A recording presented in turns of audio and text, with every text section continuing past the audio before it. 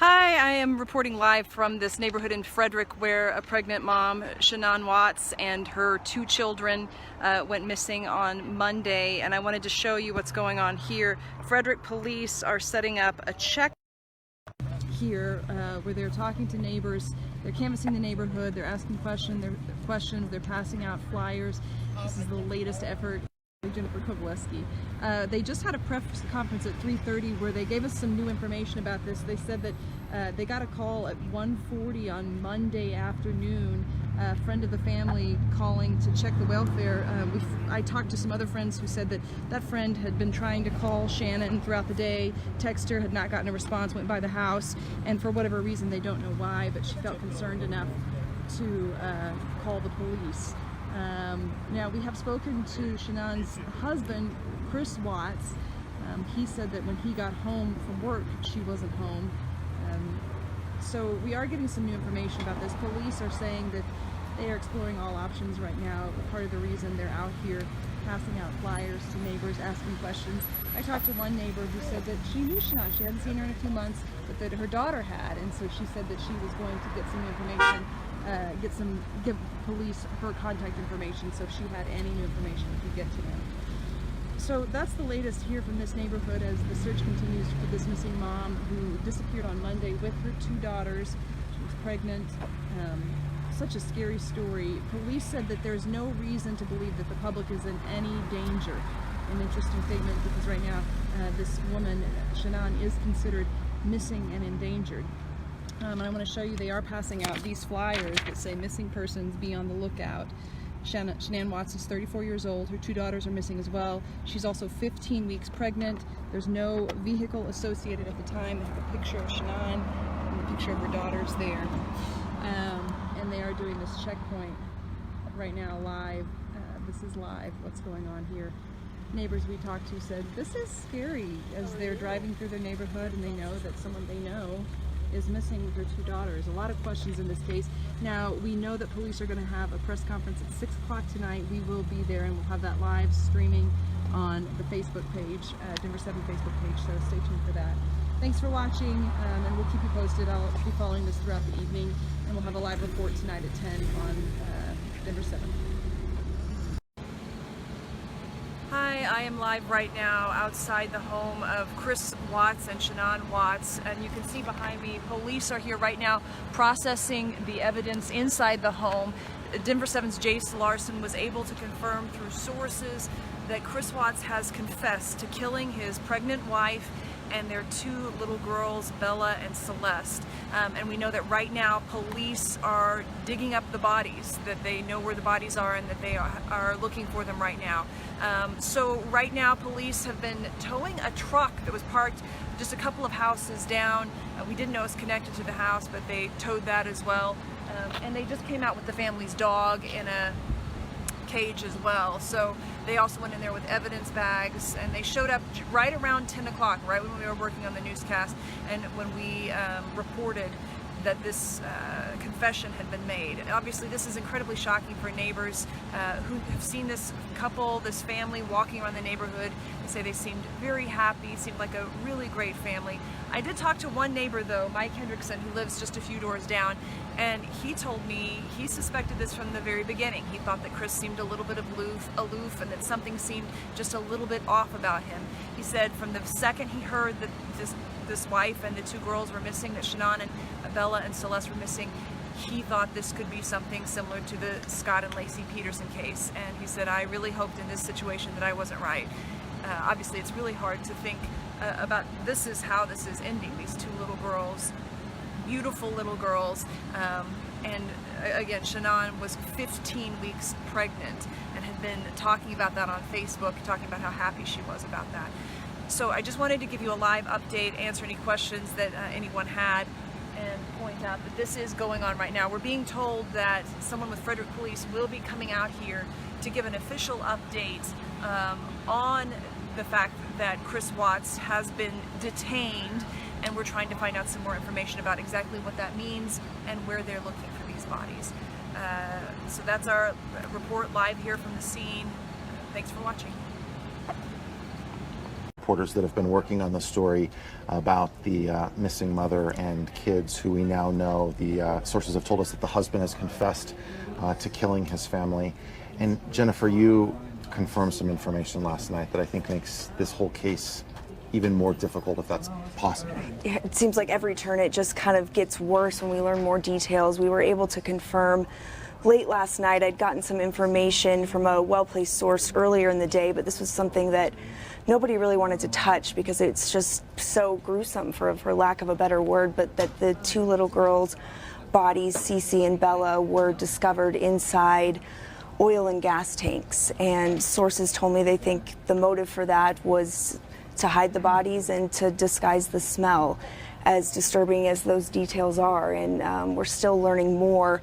We know that Shanann's body, the mother, was found nearby the kids on Anadarko property, and that those oil and gas tanks were owned by Anadarko, and that's where the husband, Chris Watts, worked up until recently. Anadarko told us yesterday that he was no longer an employee as of Wednesday, and that is when he was arrested.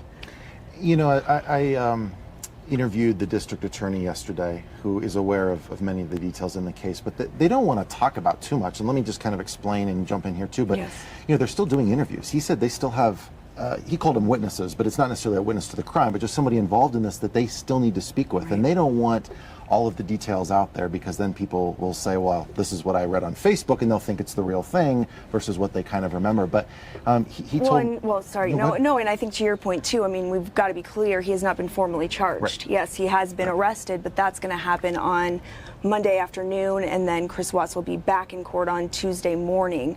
So we will learn more, and we're being told that the arrest affidavit in that case will be released on Monday, where we'll likely learn more details about this case and hopefully answer the question I think everyone's been asking, and that's why. And it is the question. I mean, you see how beautiful this family is. I mean, if they're not, you know, the picture perfect, just really good looking family. We've been watching some of the videos that the daughters, that the mom posted of the daughters online. You smile because it's so nice, and then your heart just drops because it's so sad. When I was talking to the district attorney yesterday, some of the information that he was able to provide is that the bodies were found in the southeast part of the county, is what he told me, and that the mom's body was found in an open area. And then your information explains where the kids' bodies were found. If you're just joining us now, we know people kind of come into Facebook Live here. My name is Jace Larson. I'm an investigative reporter here, and I'm here with Jennifer Kowalewski. We've both been covering this, and I know there's been a lot of questions, so if you do have questions, please post them, and we'll do our best to answer those questions, because I think the biggest question has been why, and I think as Jace mentioned, we've all been asking that question. I mean, you can't understand, how did this happen? What was the reason? What went so wrong that this is the outcome that we're now at, with a mom and two little girls killed?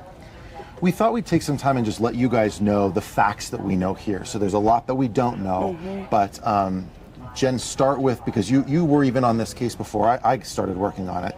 We know that she went missing Monday. Monday, yes. So yeah, we know kind of the timeline of events. I mean, I think it's fair to say that at first a lot of people were really hopeful that they would be found safe, that they were just somewhere, and wanted them to reach out. We heard from the husband himself on Tuesday. I know that's been an interview that's been played around the world, and we've got it right here. As people have watched this interview, man, there's a lot of adjectives that they've used to describe this, you know, saying that it was a creepy interview, saying that, you know, it was obvious that there was something going on here. Yesterday we interviewed a woman who does body language, and one of the things she said is, if you look at how his arms are crossed like this and they're held, in her interpretation, people do that because they try to comfort themselves when they're not telling the truth. And I think the other kind of where he looking to the right, I think is the thought that's kind of from the part of your brain that's not from memory, is what we also heard from some of those experts. And I mean, we don't know why he did this interview. That's the other question, other than to continue with his story. But it was very interesting to, having seen this, our colleague Thomas Hoppo did this interview, and then I was in court yesterday, and just the comparison between those two images of him here and then walking in a handcuffs and an orange jumpsuit with a very different look on his face than what we saw in the days earlier. And to talk about that timeline, so we had Monday afternoon, we learned that it was a close family friend who had first reported Shanann missing. So police go out, they do a welfare check at the home, they can't find her. That's when this becomes a missing persons case. She's come back from a business trip the night before. And so they have canines out in the neighborhood. They're searching on Tuesday. We have video of that. We have the interview. It was around 1 o'clock on Tuesday when the husband spoke with us. Then all Tuesday they're searching, they're handing out flyers. Wednesday we get our first kind of official update from Frederick Police, where they didn't tell us a ton of information, but just essentially, gave us who had first reported her missing and that they were going to be setting up checkpoints. So they did that on Wednesday night around 6 o'clock. But then those checkpoints closed right at 6 o'clock. The checkpoints where they were passing out flyers and talking with neighbors. And then it was late Wednesday when Jace was able to confirm that the husband confessed and hid the bodies, but was cooperating. Is that what you were? Yeah, well, to a certain degree. So he had confessed to killing, and authorities at first didn't arrest him. They just detained him. And it's no secret here that they do that because they want you to keep talking if you're the suspect. They want to continue to have a dialogue with you and learn information. And so, yeah, it was Wednesday evening when we were able to report on two sources that he had confessed to killing them and that they knew where the bodies were and were in the process of being able to recover those bodies. We didn't know at that point that the two children were not just in the ground, that it would be much tougher to kind of do that. When you've been talking to people, you cover oil and gas for us, so you have probably a pretty good understanding, much more so than maybe everybody, just the average person. But what are these tanks like, and why is it difficult? So if he says they're in that tank right there, why can't you just go get them? Well, I think what's hard about this, and when talking to people who work in oil and gas, not surprised that would be something that he would maybe consider, and that it is possible you can essentially kind of take the tops of these tanks off and you would be able to kind of slide them off and potentially fit something inside of them. I did learn from sources that those tanks were mostly full, which means they were filled with oil. And so I can't even imagine the process for investigators trying to get those bodies out, let alone what condition they might be in. I mean, I can't imagine that process and that scene and how they were able to find them. I mean, there's been cases where people have gone in those and died because they drowned essentially in the oil. I mean, as horrific as that is, this is something that if you've been to Weld County, there are these oil tanks all across the county. I mean, it's a lot of oil and gas activity takes place in Weld County. We don't know exactly which one that is. It's kind of like a needle in a haystack because there's literally so many out there that you can't, it's just not one or two or three. I mean, it's hundreds that are all across the landscape up there. And so it just seemed, every turn this case just kind of gets more and more heartbreaking, for lack of a better word. I mean, it's just, it's covering this. It's hard to even comprehend how this happened. I think it's difficult we know it's difficult for the police officers. They told us yesterday in the news conference that this was difficult. When you talk to people in the community, they say it's difficult. I mean, I'll be honest, it's difficult for us to cover this. I mean, when you're thinking about this 24 hours a day, or in many of our cases for the past 48 hours, I'm certainly not the victim here. I don't want, but it's difficult. We get that. Some people have been asking questions, and we like so much when we're able to do this because you can ask us questions and we can try to answer them. And so someone has just asked on our Facebook Live here, oh, we lost our light for a second. What about the death penalty? And I was able to pose this question yesterday to the district attorney when I sat down and talked to him. And I learned a little bit more about how the process works. So he says it's way too early to even talk about the death penalty right now. Is this charge something that's eligible for the death penalty? Weigh in on that. He said yes, it was. Yes, I mean, I think that this is a case where we could see the death penalty. I mean, for those of you who have been here for a while, you may remember the last time we've really seen a death penalty case in our state was with James Holmes. He was not, that didn't end up happening, but that's a big decision. That's a weighted decision that the DA will weigh, and if he chooses to go down that path, he'll talk with the family. I mean, this is a big decision, but I think that it is, because the question is premeditation, right? When you're talking about first-degree murder, just first-degree murder, that charge as itself. But if you're looking at, I've spoken with criminal defense attorneys, if you're looking at first-degree murder, and I can't remember the exact terminology, but when you're charging it as someone in a position of trust, which he would have been to the two little girls, you don't have to prove premeditation. The district attorney mentioned that he will talk to the family, as you said. If they decide to go down this road, he'll also talk to the detectives. They have a say in providing some information on whether or not they believe that should go forward with the death penalty case. And then he's going to talk to just other prosecutors who have tried these cases, and that's kind of how he would be able to make his decision. But he said it's way too early for that. And he said even, it's not like he's going to make a decision on Monday or Tuesday either. So from the date of arraignment, and that hasn't been set, that's still, what, weeks away, would you say? Yeah, because his formal charge, he will be formally charged on Tuesday. And then there's time before an arraignment would happen. Arraignment's typically when someone would plead guilty or not guilty, right? He has 63 days from that point before he would have to notify the defense. We know you guys are talking about the death penalty. That's definitely, what people want to know. But it's too early according to him right there.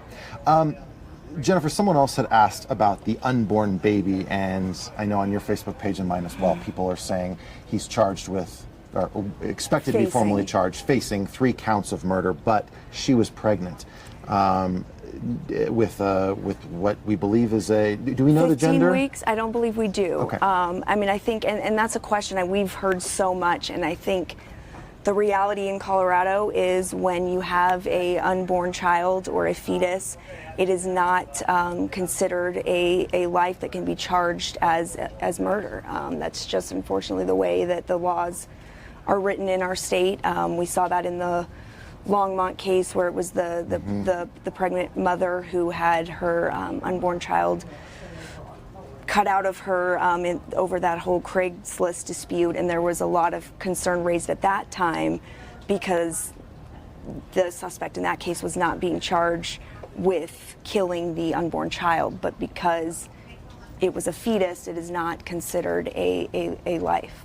And that's something that's in our state law, so it's not like the prosecutor here knows or can make his own decision, right? I mean, It's something that's in the law. We were talking in our morning editorial meeting that there was an attempt a few years ago to pass a change to our law, and it just didn't go anywhere there. And I remember in the Longmont case, we did a report looking at what about other states? How do other states handle these types of situations? And there are states where a unborn child is considered a life. So there are laws that can be passed, but in Colorado, that's just not the laws as they are right now. We thank you for joining us. For everyone who's kind of coming on board here, just to reintroduce ourselves, I'm Jace Larson. This is Jennifer Kowalewski, two of the reporters who are working on the case involving Shanann Watts. You were within just a few feet of him when he did his, what we call a perp walk yesterday. Yes. Walk us through how that went. I mean, it was very fast. So, he walked in, we did ask him some questions, which he didn't answer. He showed very little emotion. I mean, the biggest change was, he had a beard. It looked like he hadn't shaved in quite some time and was wearing glasses. Looked very different than this interview we did on Tuesday. He was in the courtroom. He did face a judge for the first time. We were in the courtroom. Again, very little emotion, just kind of looked forward. The only thing he said in kind of a really quiet voice was yes, and yes, sir, to the judge. That was it.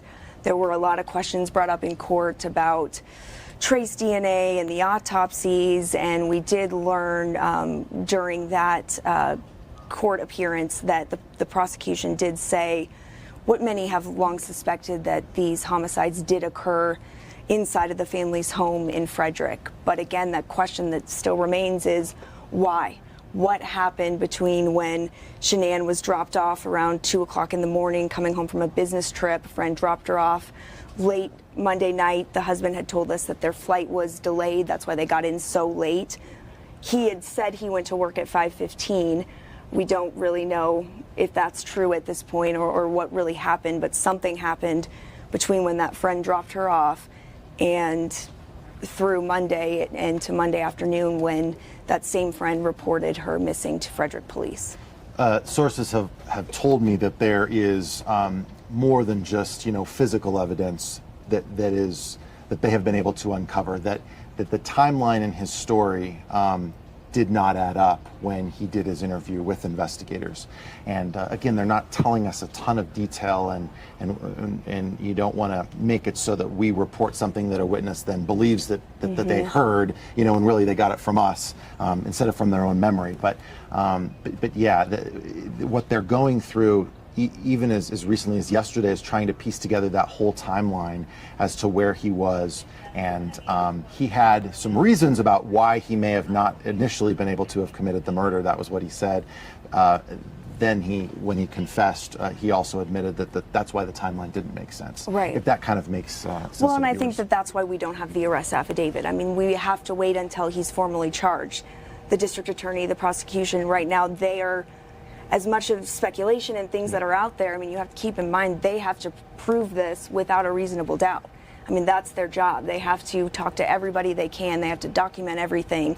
And that's what they're doing right now. Even though, he did confess based on what your sources are telling you, there may be more to the story than what he said. And they've got to figure that out. And that's what they're working to do right now.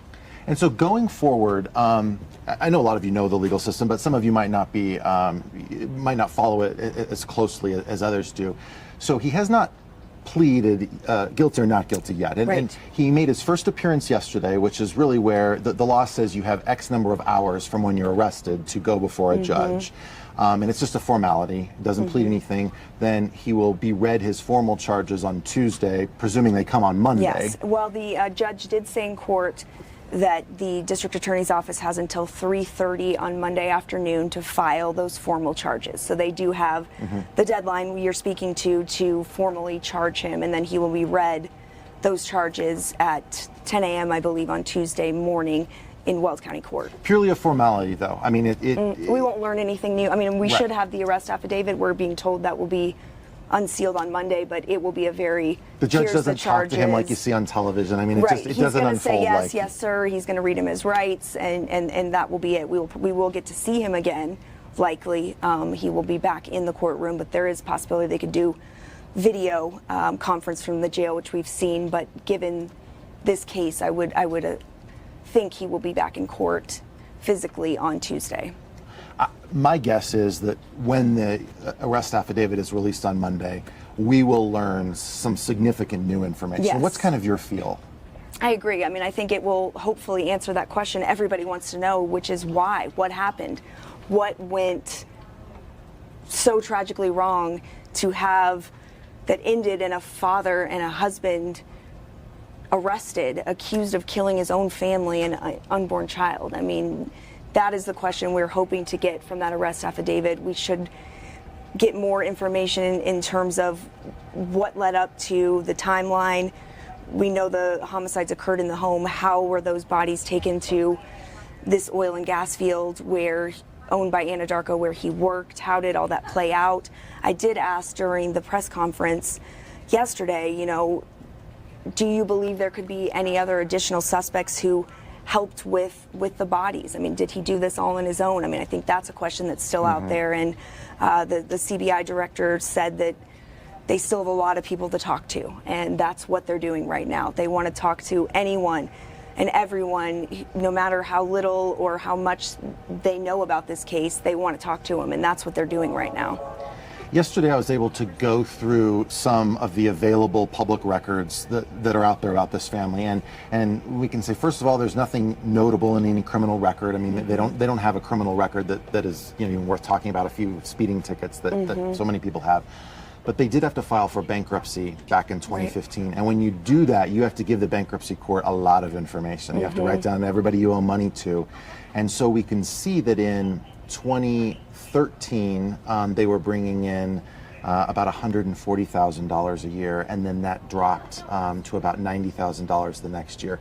It's very personal information, but it's honestly something that the investigators are going through so closely, and they're looking to see how this might be connected. And we can also see that the family had about $70,000 in credit card debt and student loan debt and some medical bills that they owed money on. So they had some financial challenges. Right. And I think, right now what we're hearing a lot, I mean, I know my colleague Jacqueline Allen and I had spoken with him a lot, the close family friend, Nick, who the husband had been staying with. He stayed with them on Tuesday night because he said he just didn't want to be in the house. And they spoke with us, just emotional yesterday, just had no idea. And wanted people to know they had no idea. They did say they noticed some things that kind of were red flags, that he just didn't seem to be as proactive as they thought he should have been, given what his family being missing. But they talked to us a lot. I mean, everyone, I think at first there was a lot of hope, and now there's a lot of anger. And I had another family friend, they live up in Estes Park, send me a statement just kind of with what their thoughts were, and they kind of stressed in this statement that, they always talk about signs. Well, there were no signs, and we had no idea, and they were just sick to have this outcome. I mean, this is the outcome no one wanted. Everyone wanted these two little girls and mom to come home safe, to be somewhere. And I think that is kind of where everyone's at right now, is there's just a lot of anger for those who knew this family and knew the husband. Well, I know you have to get back to Weld County, where you're going to be, doing some more digging today. I think the pledge that Jennifer and I can make is that we're going to continue to try and be responsible with this story, and in our reporting, that we're going to continue to try and find information that we can. People have such a hunger, you've said it several times, for the why. And we think at some point in the near future we might learn at least a little bit of information. Well, and I think I want to speak to that because I think, when we were able to confirm that the two little girls were found inside of the oil and gas tanks, a lot of questions, or people were saying, why do we need to know that information? And it's not about needing to know, but so many people around the world now at this point are looking at this case, and people just want to know what happened, and that's what we're trying to sort through, while doing it responsibly. And as terrible and gruesome as that is, I mean, it's a fact of what happened, and that's all we're reporting. I think we'll learn more in the arrest affidavit of those specifics, but we're trying to get to that question of why. I think that's well said. I mean, that's exactly why I feel it's important that we continue to follow up on this. Well, thank you so much for joining us. Thank you. We appreciate you taking some time, and we'll look forward to continuing to chat with you guys.